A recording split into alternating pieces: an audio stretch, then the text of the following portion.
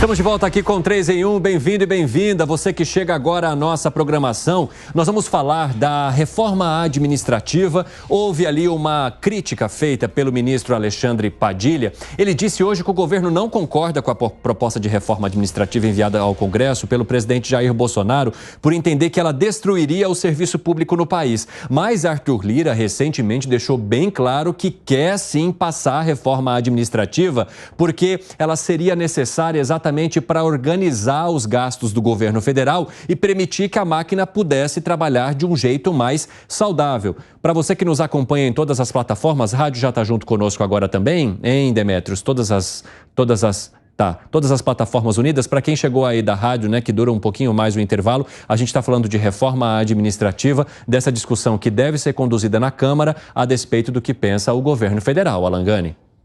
Se o presidente da Câmara, Arthur Lira, conseguir passar uma reforma administrativa para valer, que um dos cânceres desse país é justamente o gasto público, o Estado inchado. Se ele passar, ele se torna um dos maiores, se não o maior, presidente da Câmara que terá o Brasil. Você concorda com isso, hein, Fábio Piperno? A proposta que ele defende é ruim, porque há, inclusive, um recurso aí para atender governadores e prefeitos poderiam acabar, por exemplo, com órgãos públicos por decreto, sem que isso tramitasse pelo legislativo.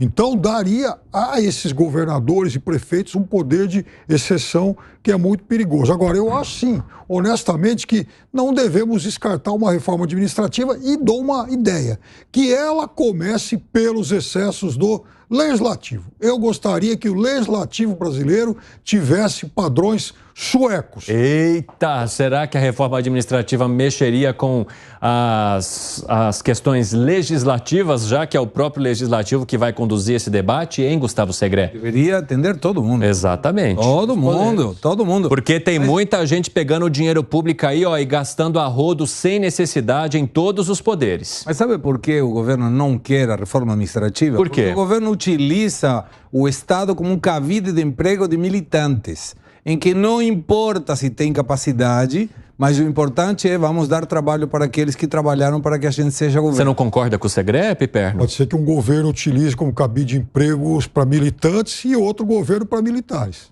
Gostei. Ou milhares. Gostei, mas na maioria daqueles que eram militares tinham capacidade técnica. Eu não estou defendendo. Por exemplo, Pazuello na saúde. Não estou preocupado. Capacidade técnica. Não, mas sabe que um dos melhores ministros de saúde não era médico, foi o José Serra que colocou o genérico, exatamente, por exemplo. Mas uma colocação também aportando, vamos dar sugestões para os legisladores. Da questão daquela manutenção do trabalho, a estabilidade do emprego público, deveria ser somente para preservar a questão ideológica. Isso quer dizer, se eu sou um defensor de ideologias de esquerda, não deveria perder o meu trabalho porque está um governo de direita. Mas deveria sim ser colocado como um setor privado, que se a pessoa é incompetente, ele deve ser demitido. Não pode ter estabilidade pelo fato de ser um empregado público. E hoje funciona assim. Então vamos a dar ideias, Piperno, para que o legislativo diminua e as pessoas que estejam aí prestando um serviço público, e tem muita gente muito boa, esteja porque sabe e não porque conhece alguém. Agora, Piperno, você entende que haja uma certa quantidade desnecessária em determinados setores públicos que acabam gastando mais dinheiro do que deveriam e que poderiam ser prejudicados ou impactados com essa reforma, rapidamente? Um dia eu e o Segré discutimos aqui sobre aposentados e reposição de funcionários. Então vamos imaginar o seguinte, um engenheiro que trabalha no DENIT, ele se aposenta. Em vez de se abrir um concurso para contratar outro, vamos garimpar em outros órgãos da máquina pública onde tem um engenheiro sobrando que possa ocupar aquela vaga e aí sem gerar um gasto novo.